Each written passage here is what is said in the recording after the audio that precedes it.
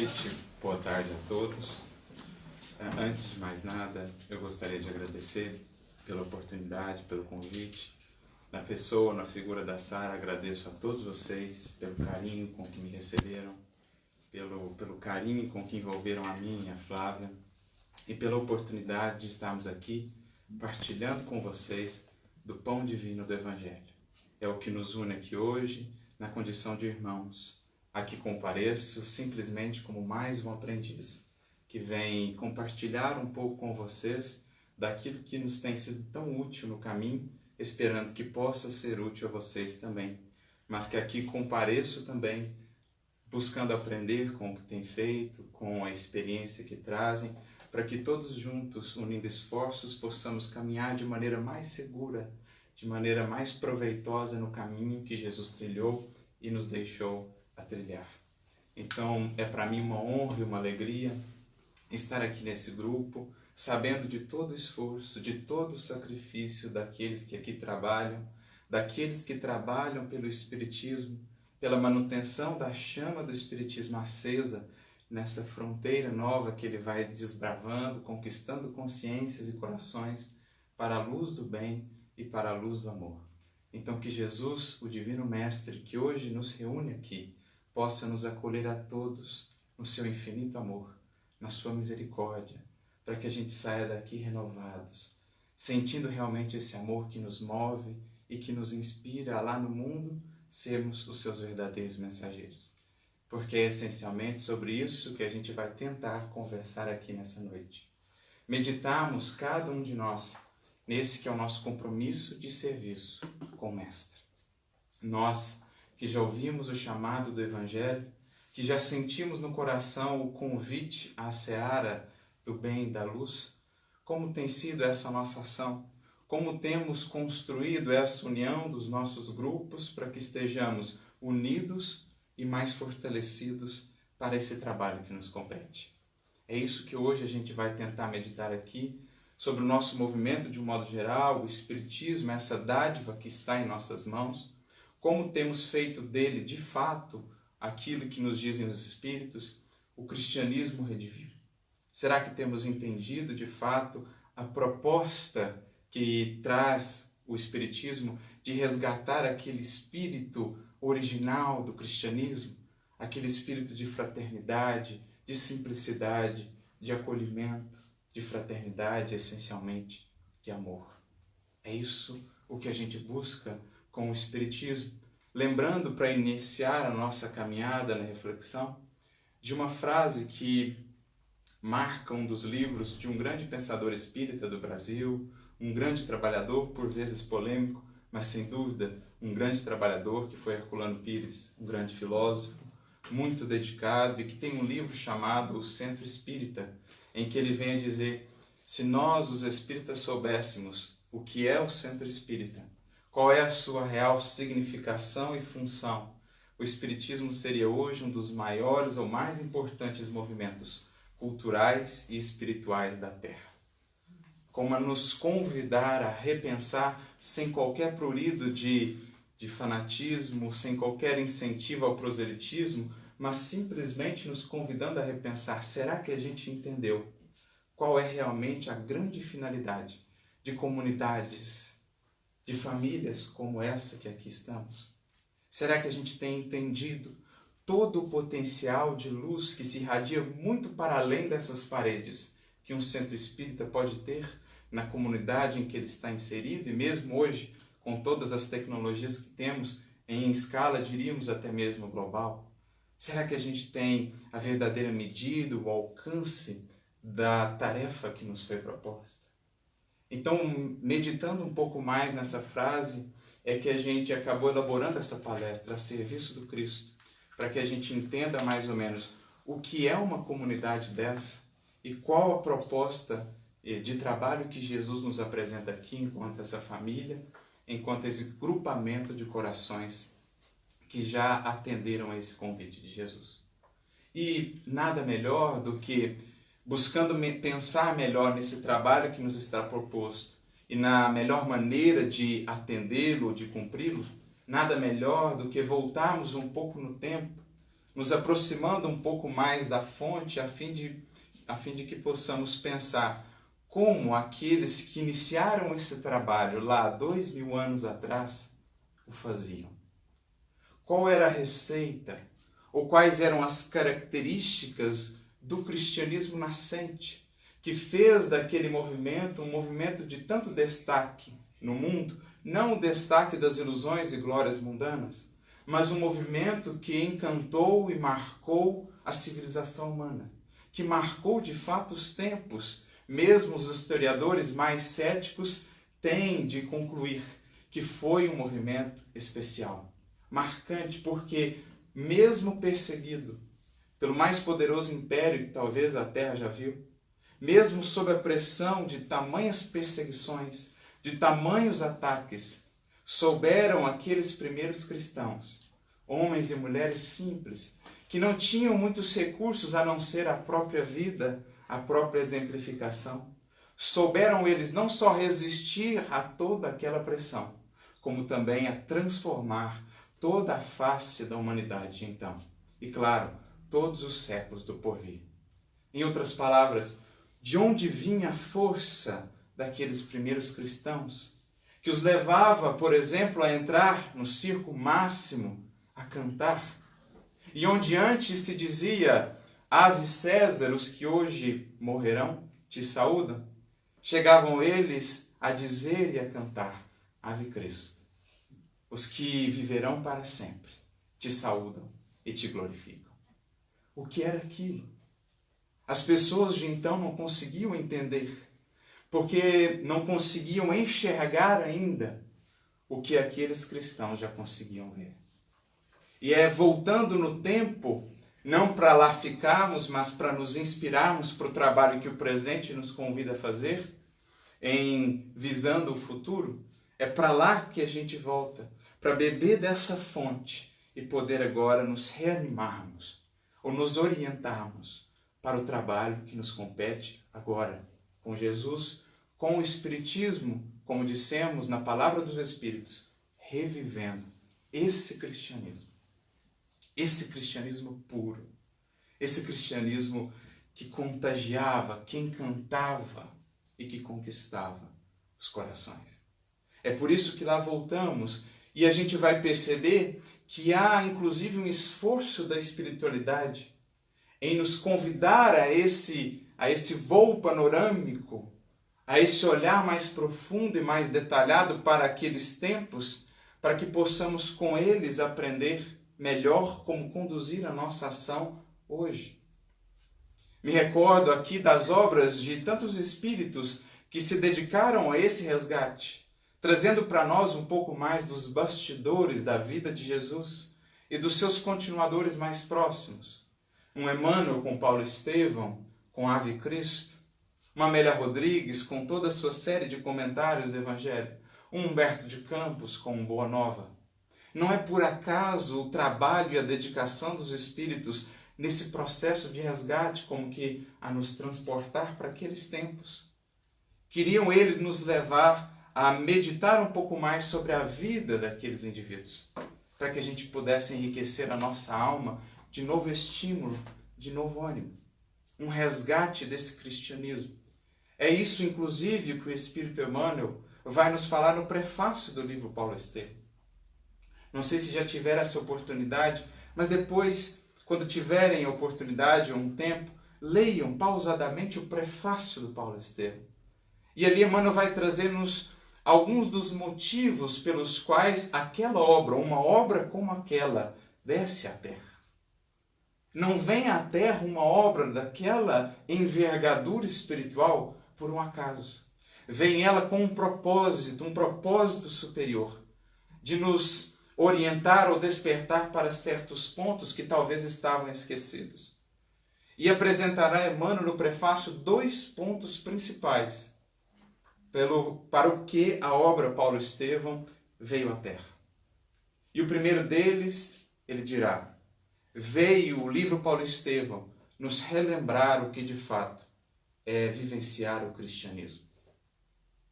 Com o passar do tempo, com o passar dos séculos, principalmente a partir do quarto século, quando o cristianismo entrou numa rota de afastamento daquela simplicidade e pureza original, nós fomos esquecendo o que era a centralidade da mensagem do Cristo. Nós fomos acobertando, nós fomos encobertando a mensagem de Jesus com aspectos ou criações que eram nossas, nos esquecendo daquilo que era central, daquilo que era essencial. Então Emmanuel vem no prefácio e diz: templos e devotos se entregam às posturas de acomodação, se entregam às buscas dos regalos e dos destaques no mundo, os destaques materiais. Templos e devotos do cristianismo têm se esquecido do quanto esse tesouro em nossas mãos representa também uma grande responsabilidade. A responsabilidade sempre atrelada ao conhecimento superior. É impossível desatrelar essas duas coisas. Mas, em geral, no transcurso dos séculos, nós fomos transformando um cristianismo em algo muito mais que deveria nos atender, algo que deveria estar a serviço dos nossos interesses do que propriamente algo ao qual nós deveríamos servir e atender. Nós colocamos Jesus na condição do nosso servidor e não necessariamente o contrário. Nós não nos tínhamos ou não estávamos nos colocando na condição de servidores de Jesus. Então essa é a primeira das motivações, dirá Emmanuel, para que a obra Paulo Estevão tenha chegado às nossas mãos e principalmente ao nosso coração. Para que relembrássemos daquele cristianismo em que oramos não simplesmente para termos os nossos desejos atendidos, mas sobretudo para entendermos melhor o desejo do Cristo a nosso respeito, a fim de que possamos cumpri-lo.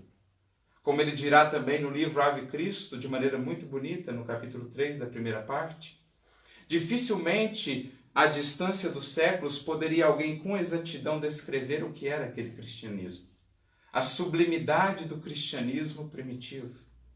Porque àqueles tempos, os cristãos, os primeiros cristãos, oravam para servir e dar, ao invés de orar para receber e serem servidos. Então a gente havia se esquecido desse detalhe. E vem essa mensagem, esse livro e todas essas obras nos relembrar do quanto nos compete de ação, de movimento, de entrega, de dedicação, para que através de nós Jesus possa atuar na construção de um mundo novo. Essa tarefa essencial do cristianismo, como dirá Emmanuel, é o cristão, o braço do Cristo na terra. É por meio dele, veremos também com Paulo, que Jesus poderá atuar no sentido de espraiar a sua mensagem de amor e de renovação para os corações. De amor, de perdão, de compreensão. Essa é a primeira motivação, mas há uma segunda. Também no prefácio, Emmanuel diz, era preciso relembrar os cristãos a importância, a atenção para o fato de que no cristianismo só existe trabalho em cooperação. Só existe trabalho de colaboração.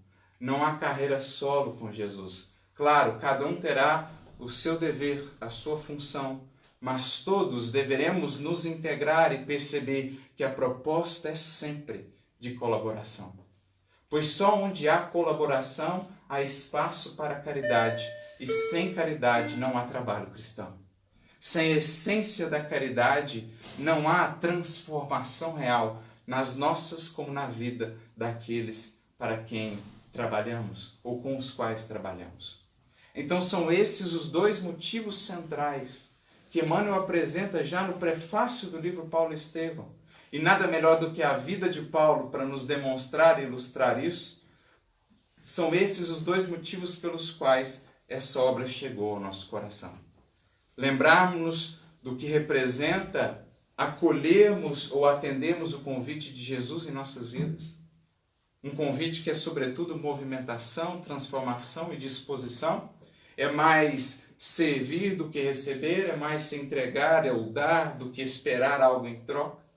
E mais, o segundo alerta, lembrar-nos do espírito de colaboração, que deve presidir todos os trabalhos, todas as tarefas em nome de Jesus. Então a gente já vê esse próprio movimento da espiritualidade, como a nos relembrar da potencialidade que cada casa espírita, que cada núcleo cristão tem e do dever que lhe compete aqui na Terra.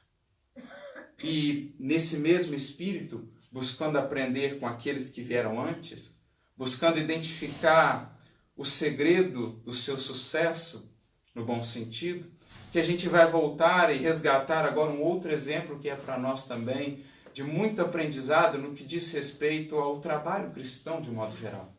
Aquele que soube integrar corações na seara de Jesus. Aquele que soube, como poucos, envolver, soube concatenar, ajuntar corações nesse mesmo ideal, nessa mesma proposta do trabalho com Jesus. Nos referimos ao próprio apóstolo Paulo, que é o personagem principal dessa obra, que nas suas cartas, por nós ainda muitas vezes desconhecidas, mas com um grande manancial de lições, sobretudo quando as lemos pela ótica que o Espiritismo nos traz, pelas lentes que a doutrina espírita nos proporciona, Paulo, ao definir as comunidades cristãs e o trabalho cristão em suas cartas, tem uma analogia muito interessante, que por si só já nos daria muito o que pensar nos nossos trabalhos. Paulo vai chamar aqueles primeiros núcleos cristãos, nas suas cartas, no grego de então, de eclesias, que são traduzidas para o português por igrejas, que ao longo dos tempos foram ganhando uma outra conotação do que a conotação original. Mas, essencialmente falando, a palavra eclesia no grego significa comunidade, assembleia. E ele vai comparar a comunidade, portanto, dos seguidores de Jesus, a igreja do Cristo, a comunidade dos seguidores de Jesus, a um corpo.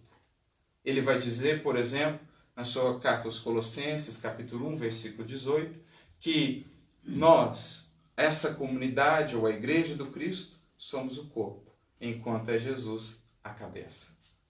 Algo que ele vai desenvolver ainda mais na sua primeira carta aos Coríntios, no capítulo 12, quando ele vai falar desse corpo do qual fazemos parte, corpo este formado por muitos membros, como o nosso próprio, cada um com a sua função, mas todos atendendo uma mesma direção, que é a direção da cabeça. Então veja que analogia feliz de Paulo.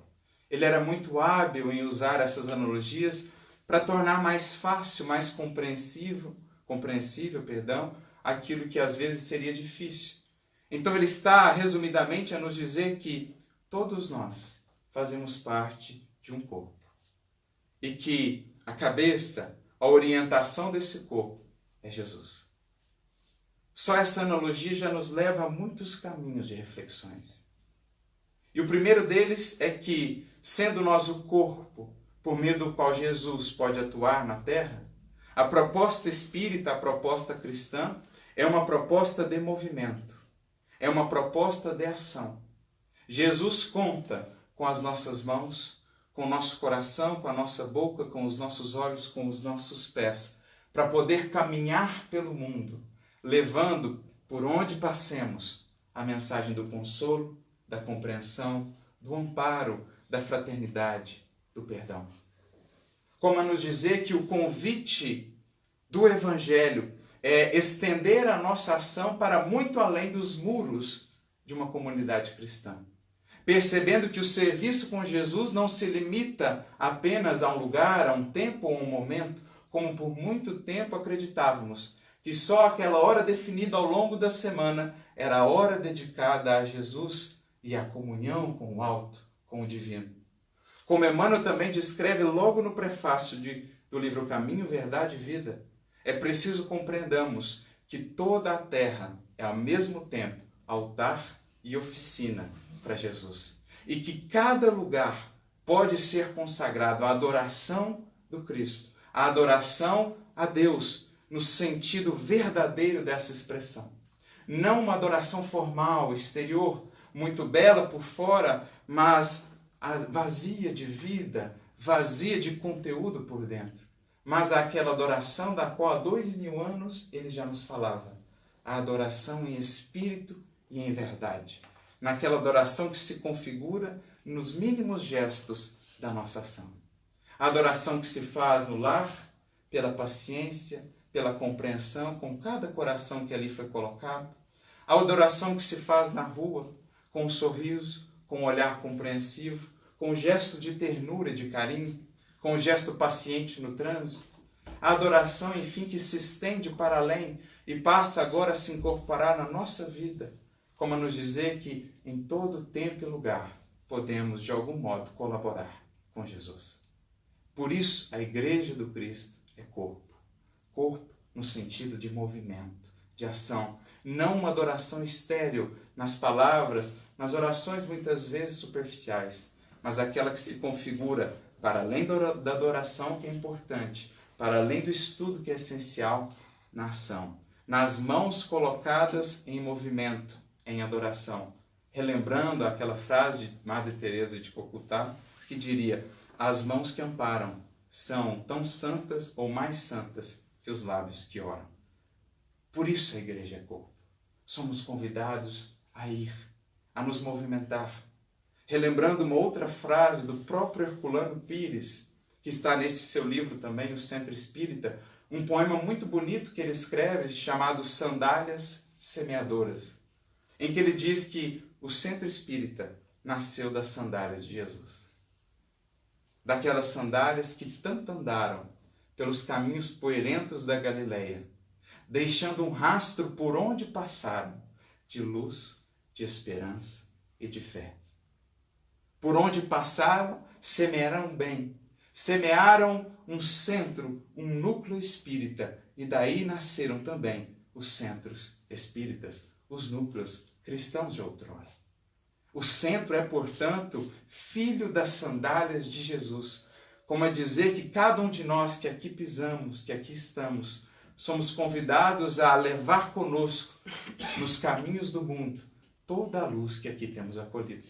Não na forma de uma pregação vazia, vã ou proselitista, mas na forma daquele olhar acolhedor, fraterno, irmão. Por isso nós somos corpo.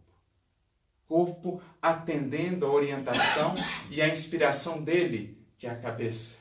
Porque todo trabalho, essencialmente na terra, que se faça no bem, tem, por último ou em última instância, talvez em primeira instância, a inspiração do próprio Divino Mestre, que espraia o seu pensamento de amor e bondade, aguardando corações sensíveis o bastante, antenados suficientemente para sentir isso e então se moverem ao trabalho, se moverem ao exercício do bem. O que já nos leva a uma outra reflexão. O fato de ser ele a cabeça e nós o corpo. Como a nos dizer que a vontade que deve preponderar é a dele e não a nossa. Quem tem capacidade de realmente orientar, dirigir, designar as tarefas, as funções, o trabalho de cada um de nós é o Mestre. Porque ele tem a visão abrangente, ele tem o conhecimento abrangente, vasto, para nos inspirar e para nos orientar. Como a nos dizer implicitamente que o trabalho cristão deve ser mais Cristo e menos eu. Em outras palavras, nós temos que, de certo modo, apagarmos a nossa personalidade a fim de que a luz de Jesus possa brilhar. Por isso, digo sempre, penso, o lema de todos nós os cristãos deveria ser aquele que foi o lema de João Batista, não por acaso o precursor. Não por acaso, disse Jesus, o maior daqueles que aqui já pisou, os filhos de mulher. Dizia ele, quando Jesus iniciava a sua tarefa pública, é preciso que ele cresça e que eu diminua. É preciso que Jesus cresça de fato no cristianismo. Porque toda a resistência que se criou para com Cristo e para com o Evangelho ao longo dos séculos é porque por muito tempo temos tido um cristianismo sem Cristo. Um cristianismo muito mais de cristãos do que do Cristo. E a palavra de ordem para todos nós agora é trazer Cristo de volta ao cristianismo. Mas o verdadeiro Cristo. O verdadeiro Cristo. Como dizia Khalil Gibran em um de seus livros, conta-se que a cada 100 anos, nas montanhas do Líbano, há um encontro singular. O Jesus de Nazaré encontra-se com o Jesus dos cristãos. E ali eles conversam por horas. E até então, todos os encontros têm terminado desta maneira. Jesus de Nazaré dirige-se a Jesus dos cristãos e diz: meu irmão, creio que por algum tempo ainda não nos poderemos entender. E eles então se separam. Como a nos dizer que nós precisamos resgatar o cristianismo com Cristo. Sair um pouco de cena, para que deixemos Jesus de fato transparecer, porque só Ele pode de fato enriquecer a nossa ação. Todos nós, em termos espirituais, temos ainda muitas falhas, muitas limitações, mas quando deixamos Jesus por nós atuar, Ele supre todas essas necessidades. E ainda que sejamos, na feliz definição de Paulo, vasos de barro, Ele pode mesmo esses vasos de barro aproveitar para distribuir para o mundo a água viva do seu amor. Somos, cada um de nós, vasos de barro, frágeis, mas nada impede que os vasos de barro também possam transportar a água viva de Jesus. Mas para isso é preciso menos eu e mais Jesus. Não no sentido que devamos fugir às responsabilidades, fugir à preparação, pelo contrário. Deveremos investir ainda mais nessa preparação, para que ele então encontre um instrumento mais afinado para utilizar. Porque essa é a outra ideia. Se nós somos o seu corpo, um instrumento por meio do qual atua no mundo, é preciso que estejamos cada vez mais afinados com as ordens que vêm lá da cabeça. É preciso que cada membro, captando essa ordem, consiga atuar de maneira harmônica, pensando no conjunto, para que então tudo, ou o trabalho de um modo geral, possa ser proveitoso. Então há um dever que compete a cada um de nós, instrumentos que somos, de nos aperfeiçoar, de nos preparar para que Jesus possa nos utilizar. Usando o mesmo exemplo de Paulo, que nos comparava a vasos, é preciso que cada um de nós, vasos que somos, purifiquemos o interior desse recipiente, a fim de que consigamos transportar a água de Jesus sem a contaminar. Não foi todo esse o trabalho que ele fez? Vaso escolhido que era, não porque era especial, mas porque escolheu se preparar, Jesus pôde o utilizar para fazer o que fez. Para fazer o que fez. Lembrando a fala bonita que está no livro de Atos dos Apóstolos, capítulo 19. E Deus, pelas mãos de Paulo, fazia maravilhas extraordinárias. Emmanuel pega esse versículo e tem um capítulo chamado Mãos Limpas, em que ele diz assim: às vezes a gente fica muito fixado no Paulo, o apóstolo, aquele que conseguiu, fez tudo o que fez. Mas quantas vezes a gente se esquece de pensar no quanto custou a ele ter as mãos limpas para que Deus o pudesse utilizar. Porque quando Jesus o convidou, era ele ainda um vaso repleto do vinagre, do orgulho, da vaidade. E precisou ele de muito esforço interior, a fim de ser um vaso puro, para então poder transportar a água de Jesus. E é esse o convite que se estende a todos nós. Sem preparação íntima, por mais que o que venha do alto seja sempre benéfico, seja sempre grandioso, não conseguiremos transportar com a pureza necessária aquilo que Jesus faz fluir através de nós. É um exercício de nossa alma tornarmos instrumentos mais afinados, para que Jesus possa cantar através de nós para o mundo a sinfonia do Evangelho.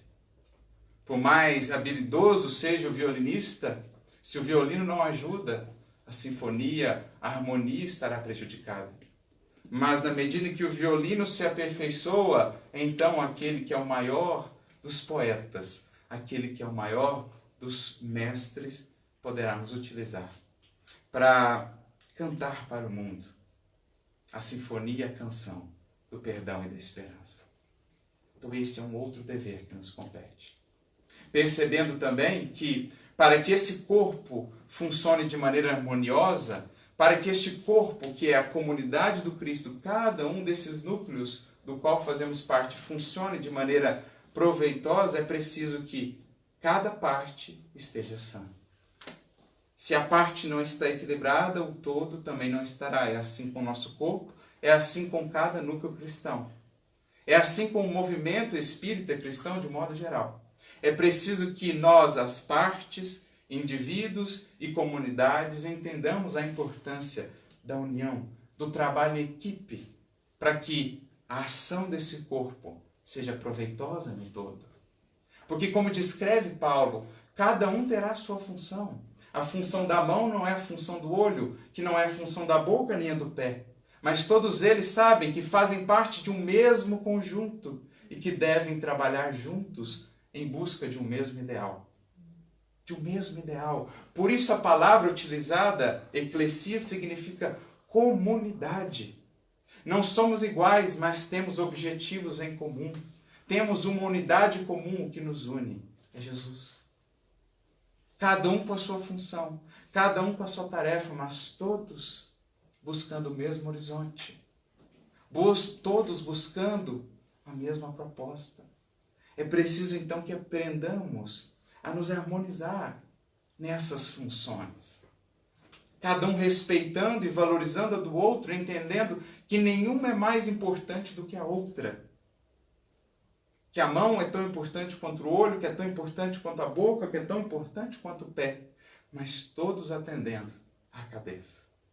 Todos se dispondo a servir a essa orientação que vem do alto, designando as tarefas e as funções para cada um. É preciso então que estabeleçamos laços de harmonia e de equilíbrio, porque é isso que garante a manutenção da unidade e do equilíbrio deste corpo. É preciso estabelecer laços efetivos de amor, de compreensão entre todos nós, os cristãos, para que o trabalho espírita possa ser proveitoso.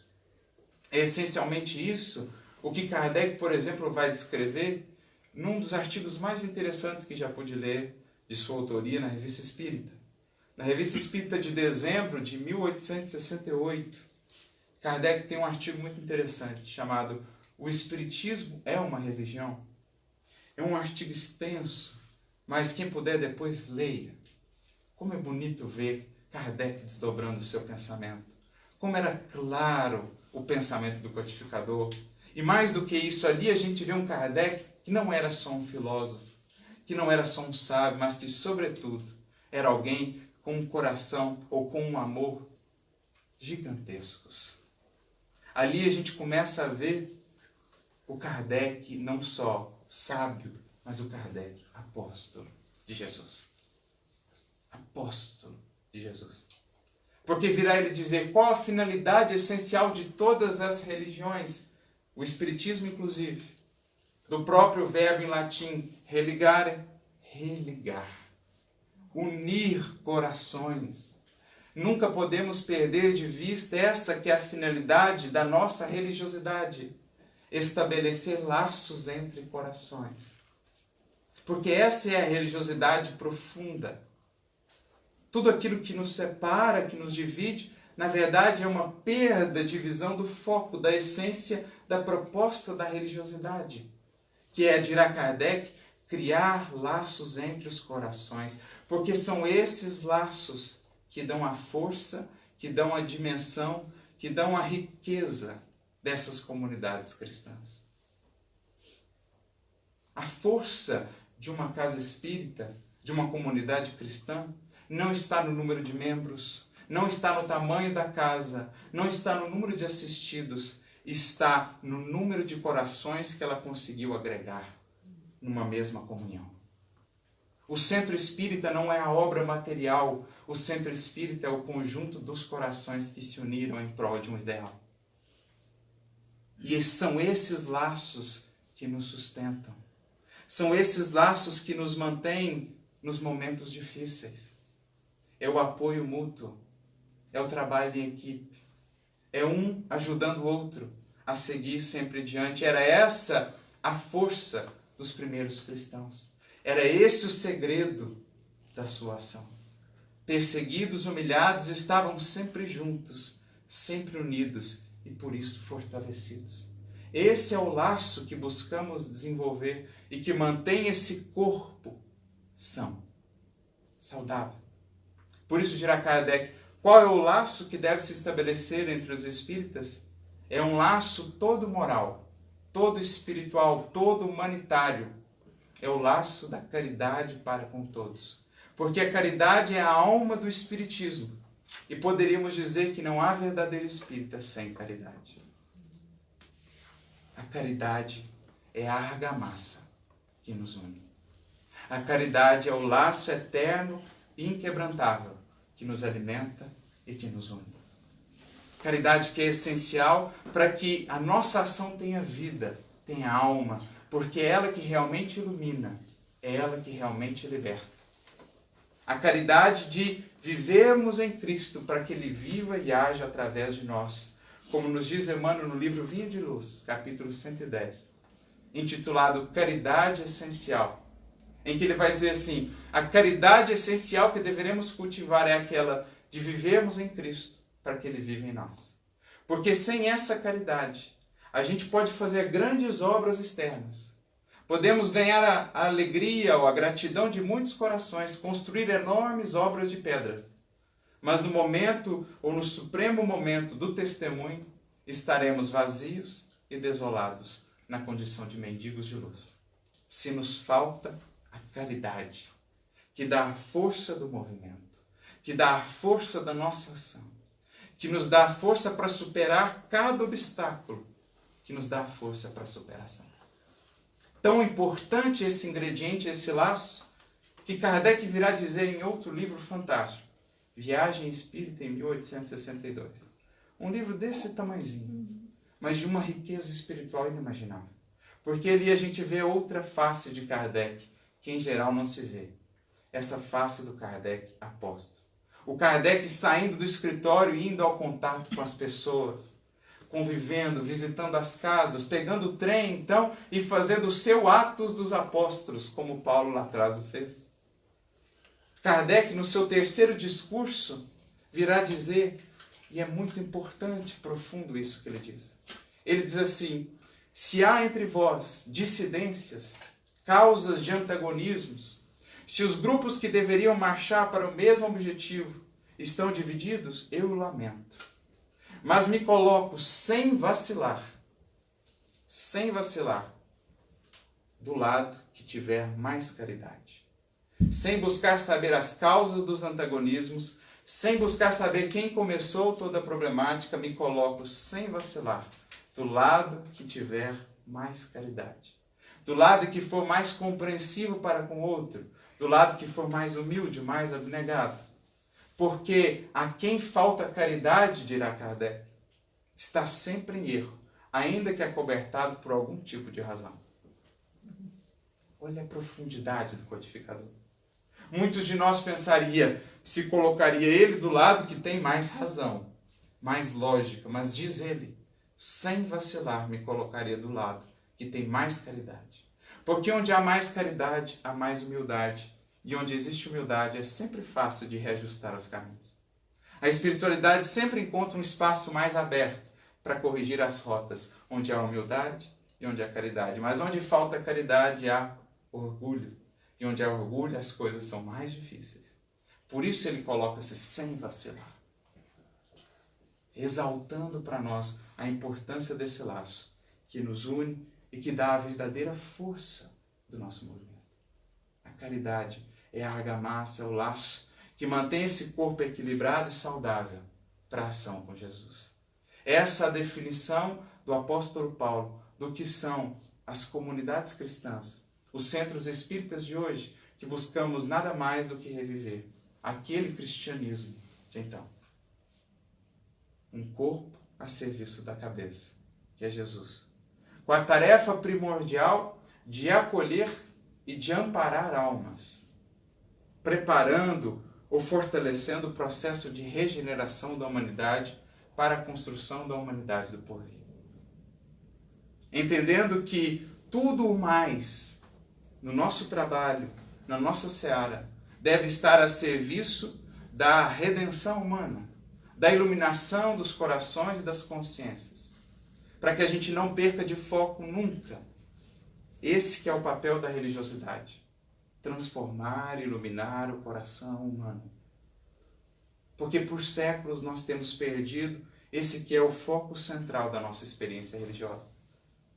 Muitas vezes ao longo dos tempos estivemos tão focados nas formas, nos paramentos, no que é exterior e esquecidos da centralidade no ser humano. No papel de acolher, amparar, iluminar o coração humano. Me recordo aqui de um caso interessante, de uma passagem interessante que está no próprio Evangelho. Quando Jesus, que veio justamente ao seu tempo também fazer esse processo de resgate da centralidade da experiência religiosa, que é aperfeiçoar o ser humano e ensiná-lo a estar mais próximo do seu próximo. Jesus, certa feita, isso está narrado no Evangelho de Marcos, capítulo 3, estava na sinagoga, estavam ali os doutores da lei, os fariseus, estava ali um homem de mão mirrada. E era o dia das leituras, dos ensinamentos. Jesus vai ao centro da sinagoga. E como era sábado, diz o texto evangelista que os fariseus, os doutores da lei, estavam ali olhando para Jesus e preocupados se ele não faria algo que era proibido no sábado. Por exemplo, curar alguém. Então eles não estavam preocupados com o homem de mão mirrada que estava ali talvez precisando de auxílio. Estavam preocupados com o fato de que Jesus talvez poderia quebrar uma regra. Então veja a questão do foco. Porque a mão, no contexto bíblico, muitas vezes era um símbolo de trabalho, de ação. De modo que aquele homem de mão errada era um símbolo de alguém que, por algum motivo que fosse, não estava conseguindo agir no mundo. Não estava conseguindo aproveitar a oportunidade para desdobrar o que veio fazer aqui. São aqueles todos que chegam à casa espírita por algum motivo, incapacitados momentaneamente, desanimados, abatidos para a ação no mundo, e que compete a cada um de nós acolher, resgatar, devolvendo ao mundo apto a agir, a trabalhar para a construção desse mundo novo. Então o enfoque deles não era ajudar quem chegava abatido, desabilitado. O enfoque deles era vigiar Jesus para ver se ele não haveria de romper uma regra, que era uma regra exterior, que não estava vinculada ao que é central. Jesus então vai ao centro da sinagoga e faz a grande pergunta: é lícito curar no sábado? E olha para eles. E nenhum deles responde. Silêncio total. Diz o texto então: condoído da dureza de coração deles, Jesus volta-se ao homem e diz: venha para o centro. E ali Jesus cura a sua mão, restabelece a sua mão, e então fica a lição. Veja só, Jesus diz: venha para o centro. Como a dizer, o ser humano é o centro da nossa ação. Qualquer coisa que nos impeça de ajudar mais, de acolher mais, de amparar mais, qualquer regra, qualquer coisa que estabeleçamos que nos distancie do outro, do necessitado, é preciso repensar. Porque o centro da nossa experiência religiosa e espiritual é servir, amparar, restabelecer alguém que estava incapacitado por algum motivo de agir e de atuar no mundo, restabelecer a sua mão para que ele possa colocá-la novamente a serviço no mundo. Traz o ser humano para o centro e então diz: o sábado foi feito para o homem e não o homem para o sábado. Tudo o que fazemos deve estar a serviço da promoção da dignidade humana, do acolhimento e do amparo aos corações que nos procuram, cansados e desanimados. Essa é a essência da nossa ação com Jesus. Se perdermos isso de foco, estaremos mais uma vez caminhando por caminhos tortuosos que milenarmente nós temos repetido.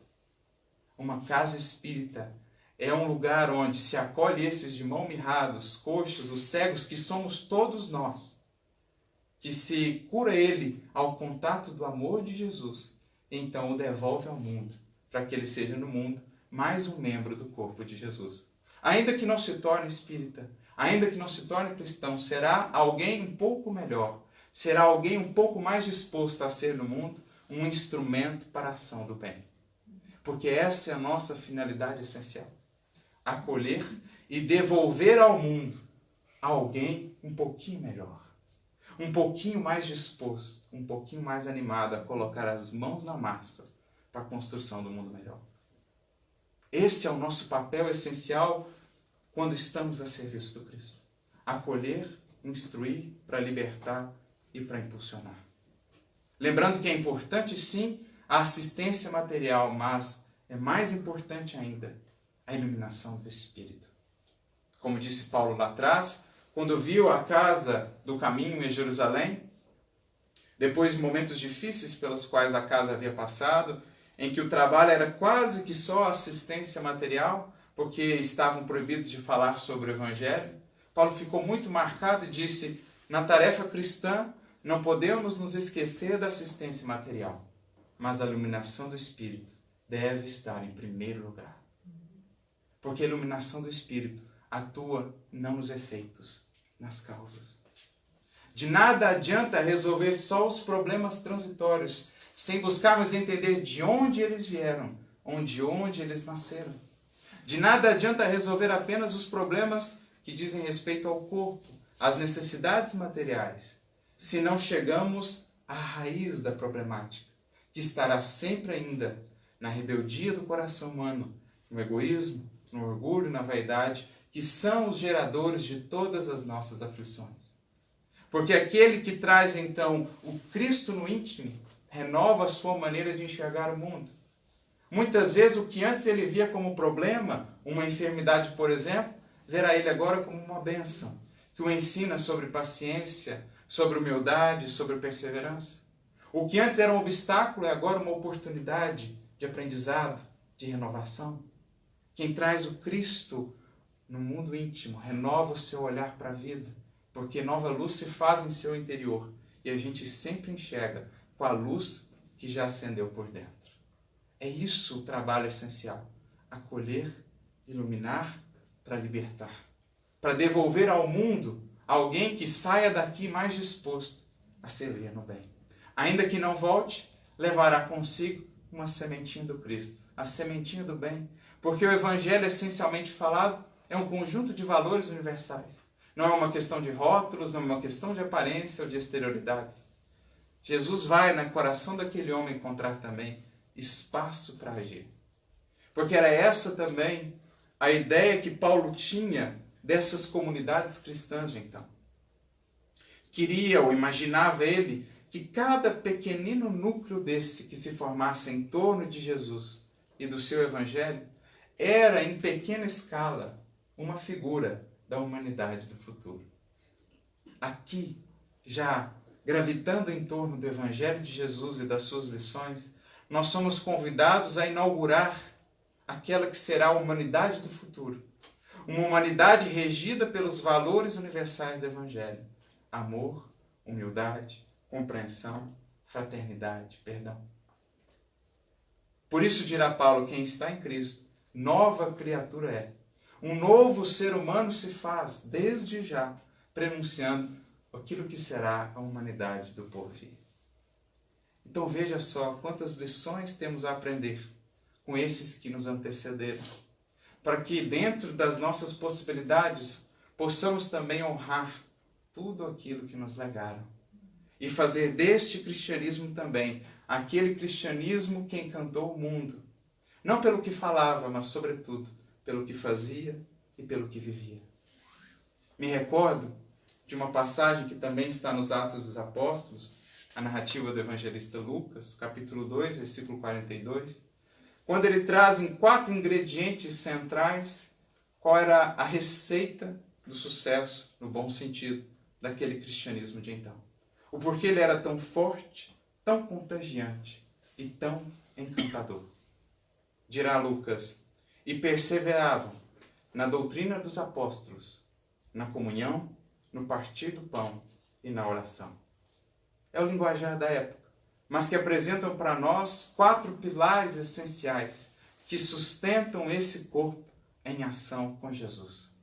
Primeiro, perseverar na doutrina dos apóstolos, em outras palavras, estudar e se esforçar por vivenciar aquilo que Jesus nos ensinou e que os seus apóstolos deram continuidade e exemplificaram.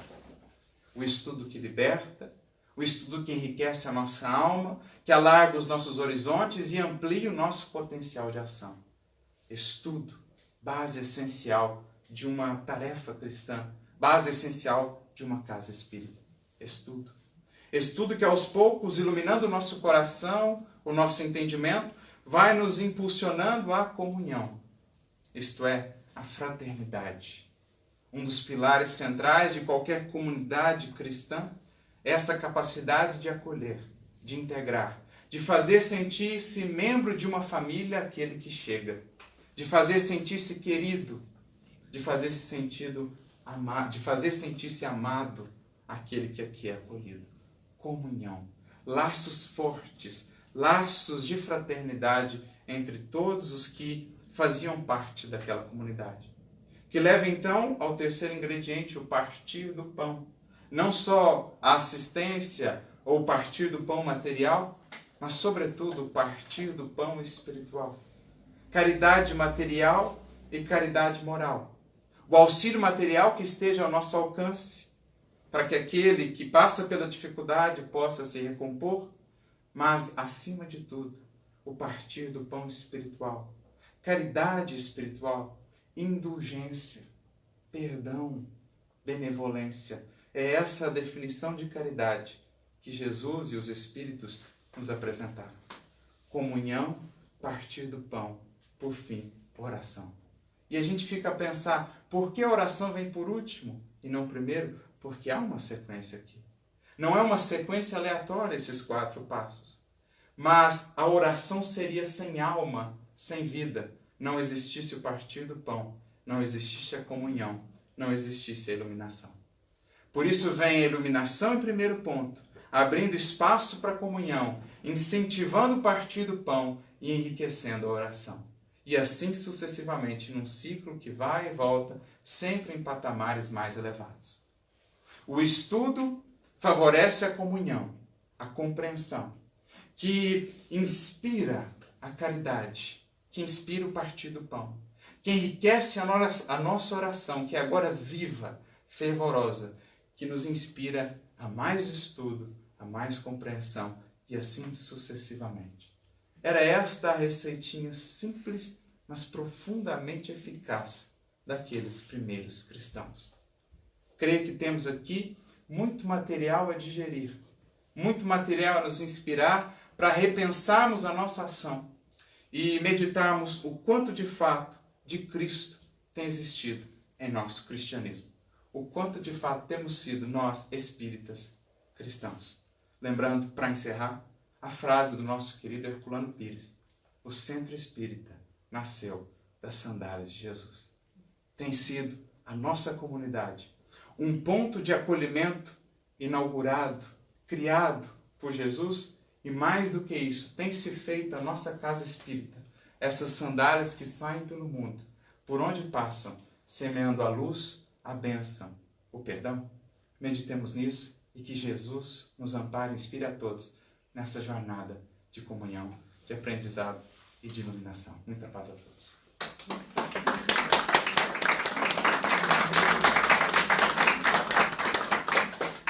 Obrigada.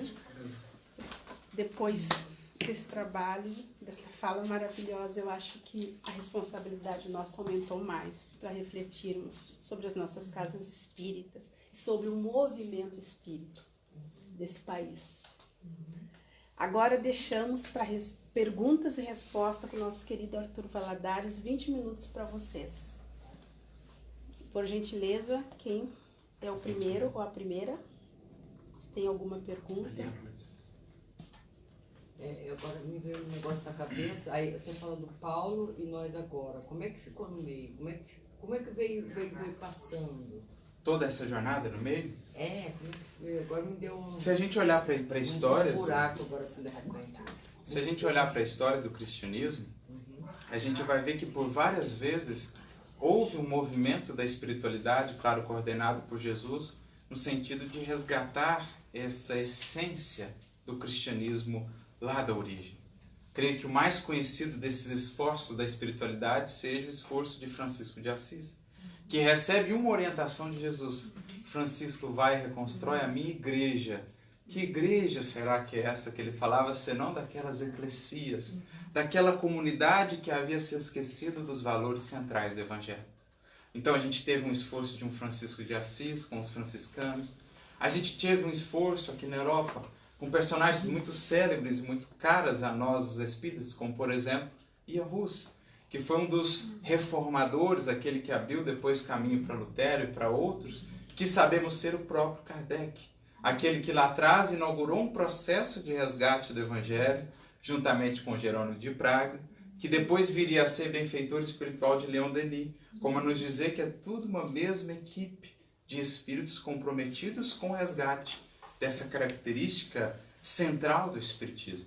Então a gente vê que nunca estivemos desamparados. Em todos os tempos existiram espíritos que tiveram essa tarefa de nos relembrar desse cristianismo, sobretudo com as suas vidas.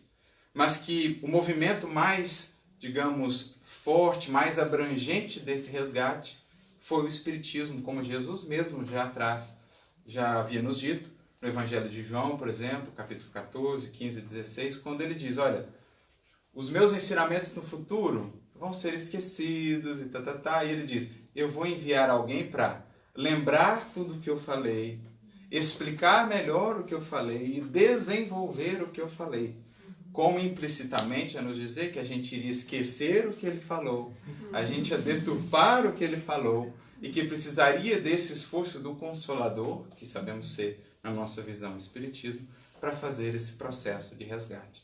Então a espiritualidade, né, o mestre nunca dormiu na tarefa e sempre enviou homens e mulheres que no seu tempo, nas suas comunidades, nos lembraram dessa essência.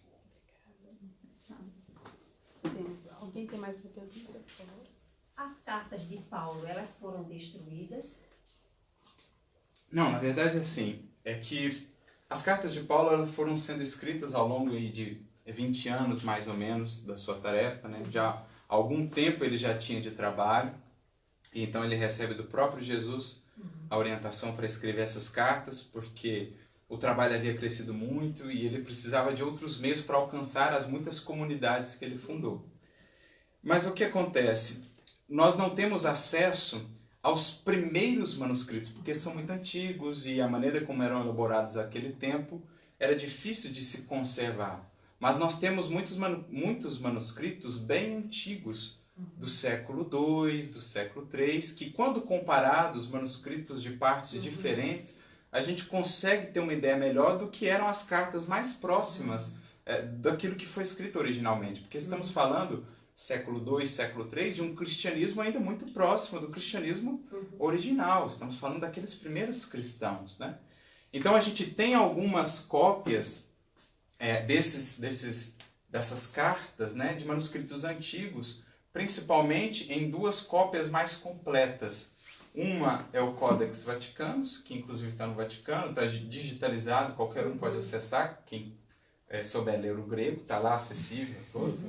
E o Codex Sinaiticus, que foi encontrado lá no Sinai, num dos mosteiros mais antigos do mundo.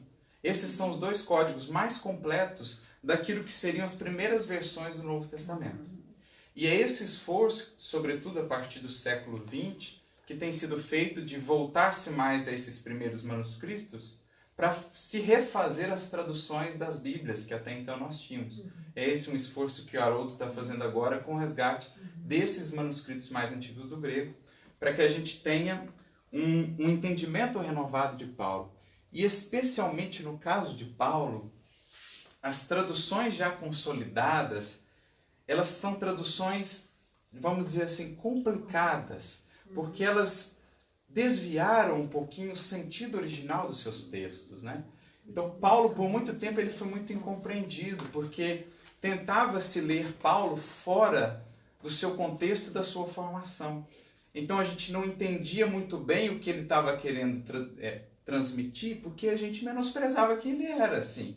A gente não olhava para a formação dele, para a característica dele de doutor da lei, por isso os exemplos, a maneira de escrever dele. Então, por muito tempo, a gente ficou com uma visão dele muito deturpada, mesmo após a Reforma. Então, mais recentemente, sobretudo no século XX, depois da Segunda Guerra principalmente, surgiu a chamada nova perspectiva sobre Paulo. Aí, por nossos irmãos protestantes, principalmente, que vem fazer uma releitura do Paulo, levando mais em conta a sua formação, para a gente ir mais a fundo.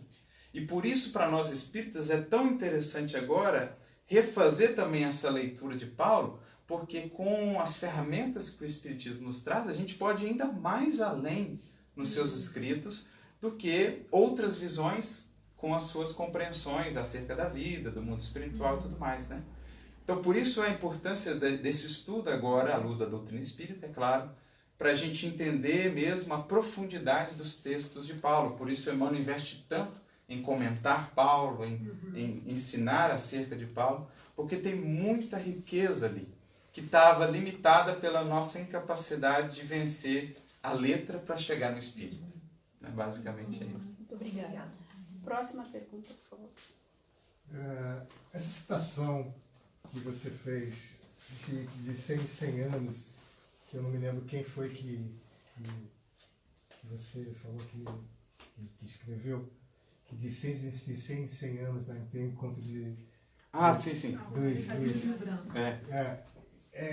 Como explicar para o verdadeiro cristão, já que o cristão está acreditando que existe esse Jesus, porque você falou que está escrito que é Jesus dos cristãos e Jesus do verdadeiro Cristo. Como explicar isso para os cristãos, para tirar, como explicar esse verdadeiro Cristo, tirando esse Cristo dos cristãos para os cristãos? Porque, na verdade, quando você tem Cristo dentro do seu coração, para ele já está. Como é que você explica que ele tem que tirar esse Cristo que ele acredita e ir para o verdadeiro Cristo? Eu acho que só tem uma linguagem aí. E eu acho que a gente aprendeu muito isso com Francisco, que é vivendo esse Cristo. Só tem a linguagem da exemplificação. Porque Francisco de Assis veio justamente com essa tarefa. Porque imagina, nós estávamos no tempo em que estavam iniciando as primeiras cruzadas. Em nome do Cristo, estavam se matando irmãos. E Francisco recebe essa tarefa. Vai lá e fala para eles o que é o cristianismo. O que Francisco fez? Beleza, Senhor. Foi lá e viveu o Cristo. Viveu de tal modo o Cristo que chegou a ser chamado de quase que um segundo Cristo, ou o Cristo da Idade Média. Porque se aproximou de tal modo na vivência de Jesus que as pessoas puderam ver nele o Cristo. Então acho que a linguagem que a gente tem para tentar esclarecer, para tentar desconstruir tudo que foi construído em torno de Jesus, todos os equívocos, é mesmo a linguagem da exemplificação. É difícil, mas é a mais persuasiva que existe. Creio que é isso. Obrigada. Imagina. Próxima pergunta. Na sua opinião, qual a passagem mais bonita da vida de Paulo, você que é um conhecedor de Paulo, que a gente poderia aplicar na nossa vida de agora? Eu sei que tem muitas, Olha, mas isso eu tô eu sei pensando que é uma aqui. pergunta difícil. Pergunta difícil. Do livro Paulo Estevão, tem uma passagem que sempre me marcou muito, assim, porque ela mostra tudo o que representou para ele aquele esforço de construir-se como Paulo. Que é aquilo que eu falei um pouco, às vezes a gente se fixa no final da vida dele e no início esquece todo o processo. Então tem uma passagem, está na segunda parte, eu acho que no capítulo 8, quando ele estava preso em Cesareia por conta das perseguições. Então ele já tinha muitos anos de trabalho, mais de 20 anos de trabalho, e ele está preso e ele pediu então para ir ver César, né? Porque como ele era cidadão romano, ele tinha esse direito de ser julgado diretamente por César. Então ele está na prisão e ele havia feito, aquele que o prendia, o responsável, havia se tornado amigo dele, tanta admiração que ele tinha por ele, pela vida, por aquilo que irradiava dele. E ele então está se despedindo, era a última vez que ele está na sua terra ali tão querida, né, Israel, toda aquela região, porque ele iria para Roma de navio, estava em Cesareia. Quando ele sai da prisão, amparado por Lucas, né, ele já estava mais idoso, já mais cansado, né, muita pedrada, muita chicotada, muito sofrimento. E quando ele sai, ele vê uma multidão esperando ele. idosos, crianças, homens, mulheres. Aquele com quem ele tinha tido alguns desajustes, Tiago, de Jerusalém, tinha vindo, uma galera. E ele olha aquilo tudo e ele então começa a chorar. Porque ali ele viu uma redenção pessoal, porque antes ele era aquele que causava temor nas multidões. E agora, pela primeira vez, ele sentia que tinha quitado o seu débito para com as multidões, para com os filhos do Calvário. Então, no seu coração, ele sentiu aquela sensação de uma grande vitória íntima, que depois de muitos anos de esforço, finalmente ele tinha conseguido vencer alguma coisa lá dentro. Então ele sente aquela profunda gratidão pelo amor e pela misericórdia de Jesus, que mesmo ele tendo feito tudo aquilo, deu a ele a oportunidade de trabalhar. Então essa cena me marca muito quando vem as criancinhas abraçá-lo, os idosos, e falam assim, mas e agora quem nos ensinará a sermos filhos do Altíssimo?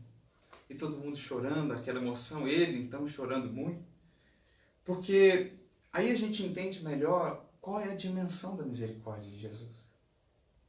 Uma frase que ele mesmo fala em uma de suas cartas, que diz assim, onde abunda o pecado, superabunda a graça. Em outras palavras, não importa o tamanho do buraco, o amor de Deus, do Cristo, é sempre maior. Então aquele homem que havia feito todos aqueles desatinos, encontrou de Jesus a oportunidade de se redimir, de transformar todos aqueles tropeços em luzes, em bênçãos, em redenção. Então fica gravado, e creio que essa é a mensagem mais bonita da mensagem, da vida de Paulo para nós, para o cristianismo, para todos os tempos, de que não importa o quanto a gente tenha se equivocado, tropeçado ou descido, o amor de Jesus está lá para nos buscar. Está lá para nos reerguer, para nos trazer uma nova oportunidade. Então essa passagem me marca muito, porque ela nos dá um pouquinho mais a ideia, um pouquinho mais clara do que seja a magnitude desse amor que nos ama, que é o amor de Jesus. Então essa, para mim, é uma das passagens mais bonitas da vida dele. Próxima pergunta, por gentileza, se alguém tem.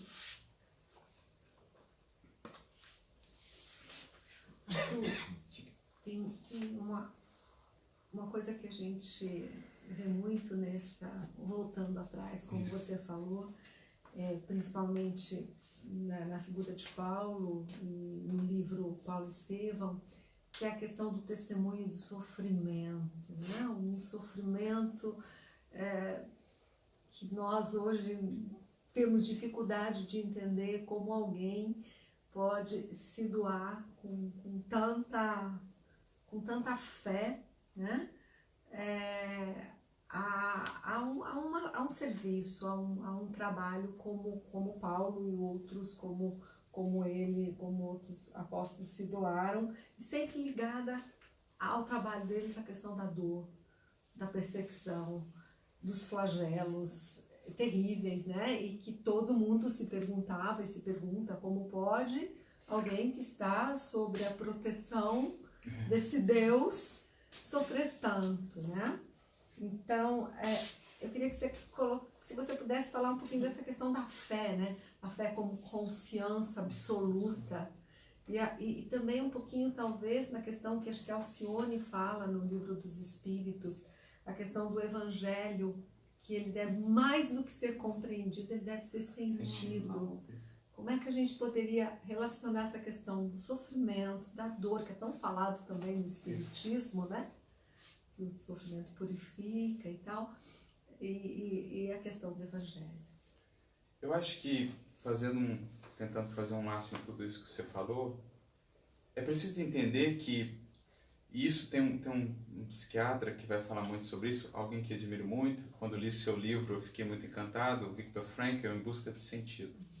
E basicamente o seu livro vai falar o seguinte, que quando você dá um sentido a uma experiência difícil, a um sofrimento, a uma dor, ela perde muito daquela dimensão assustadora, justamente porque foi atribuída a ela um sentido. E é isso que a gente precisa entender na vida, sobretudo daqueles primeiros cristãos, entendendo que para eles, na dimensão de vida que eles enxergavam, naquilo que eles sentiam, todo aquele sofrimento que para nós parece muito atroz, nada mais era do que breves instantes que os separavam daquilo que os aguardava, que era a comunhão, a vida futura, a comunhão, a estar com Cristo. Né? Então, quando você agrega à vida esse sentido, toda a jornada, todos os obstáculos se diminuem ou se redimensionam diante do horizonte vasto que se abre para além. É como se a gente redimensionasse, Kardec vai falar isso justamente no Evangelho segundo o Espiritismo, quando ele fala da vida futura. Quando se pensa em termos da vida infinita que o Evangelho nos descortina, tudo o que acontece aqui na Terra parece bem pequenino. Inclusive as maiores dores, os maiores desafios, diante do quadro infinito que se abre depois. Então passa-se a enxergar todas essas dores, dificuldades, não mais como obstáculos intransponíveis, mas simplesmente como mais um passo, mais um degrau em direção ao objetivo que almejamos. É mais ou menos isso que Viktor Frankl chega a concluir no seu livro, quando diz, parafraseando um outro pensador que veio antes dele, que diz assim: quem tem um porquê suporta quase qualquer como. Poderíamos dizer qualquer como. Por quê? Por causa do porquê. Imagina o porquê que os cristãos tinham. Né? Citando o próprio exemplo do Paulo, quando Paulo vai ser morto, ele que teve a sua cabeça decepada, ele estava em Roma, preso, os soldados tiram ele, Nero havia mandado matá-lo, e vão levá-lo a um lugar à parte, na Via Ápia, para cortar a sua cabeça. E quando ele está se encaminhando ali para aquele momento culminante, ele vinha em prece, em oração, para entrar em contato com Jesus, para o testemunho. Quando ele coloca a sua cabeça ali, o soldado tira a espada para ir cortá-la, era tão grande a fé e a força que irradiava daquele coração que o soldado começou a tremer. O soldado começou a tremer, não conseguia.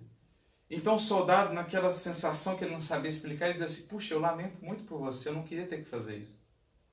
E Paulo então volta-se para ele e diz assim: mas não lamente não. Veja só, eu vou sair daqui e vou ao encontro do mestre da verdade e da vida, que me espera certamente.